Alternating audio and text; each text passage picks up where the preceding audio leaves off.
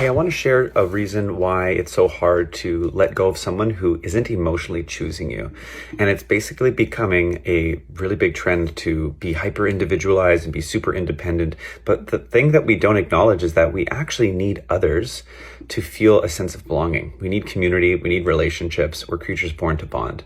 But very often when I see people that are choosing emotionally available partners, it's because they've been breadcrumbed before and their nervous system would rather choose a familiar heaven over an unfamiliar hell.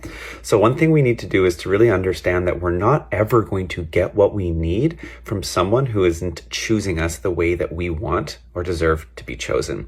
And so when we give up the story that we can only get the validation or the permission or the love or the being seen, heard, felt, understood from them, and understand that it has to come from within ourselves, we no longer over-validate the opinions or the need for external validation from others. However, there does come a place and a point in our life when we need to also trust our intuition, not our anxiety.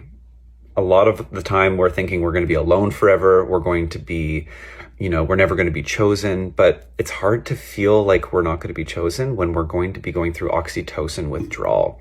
And this happens when we start pulling away or someone else starts pulling away from which gave us our supply, right? We have to understand that we are creatures. We are kind of animals. We're primitive, but we're also intellectuals in that we analyze things, and our mind and our brain can sometimes hijack our emotional experience.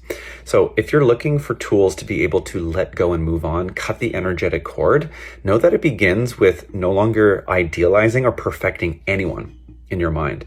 They are not perfect, neither is the relationship, because there's no such thing as a perfect human or relationship. This is kind of the thing that happens in our mind. And of course, we're going to catastrophize losing someone who we deem as perfect when we don't give ourselves many more options of looking elsewhere, right?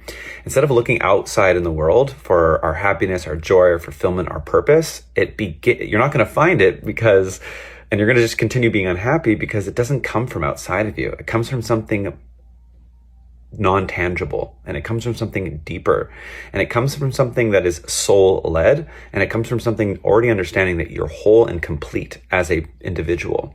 This is really cool when you start to do this work because you meet other people who aren't going to be needy, who aren't going to be